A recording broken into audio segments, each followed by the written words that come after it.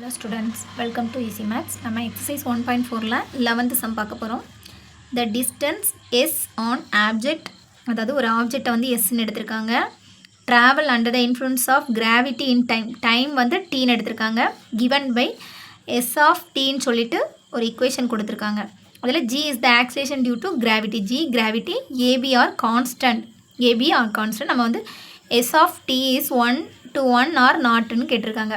இப்போ இதில் 1 to 1 நாட்னா நம்ம S of T1 is equal to S of T2ன்னு வரணும். இப்படி இருந்தால் தான் அது 1 to 1 function.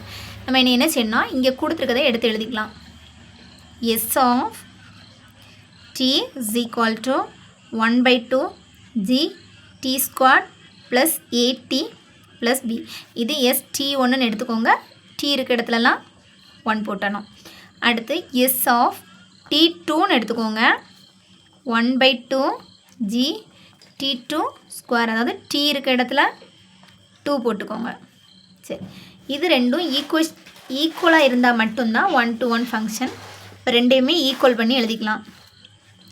1/2 G T1 square plus 8T1 plus B is equal to 1/2 G T2 square plus A T2 plus B எடுத்துக்கோங்க.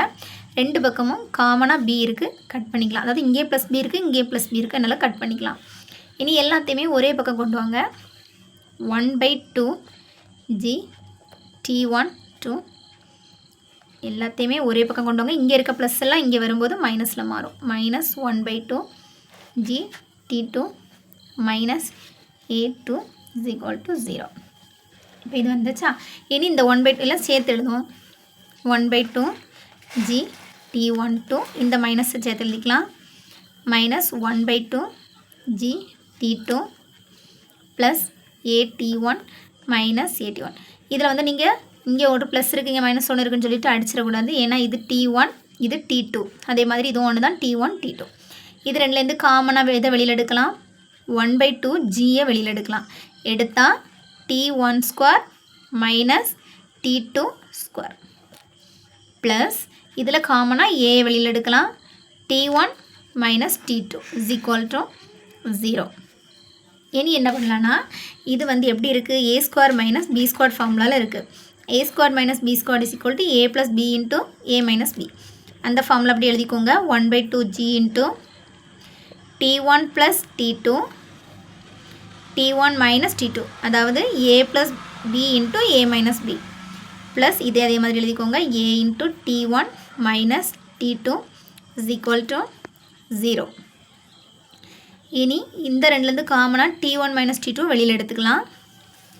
T1 minus T2வை நீங்கள் வெளியில் எடுத்தால் என்ன வரும்? இந்த பக்கம் 1/2 G, இதை எழுத வேண்டாம், இதை எழுதணும். T1 plus T2 plus T1 minus T2 வெளியில் போயாச்சு, பேலன்ஸ் இருக்குது A is equal to 0. இனி இது ஈக்குவல் டு 0, இது ஈக்குவல் டு 0, அந்த மாதிரி எழுதிக்கலாம். T1 minus T2 is equal to 0.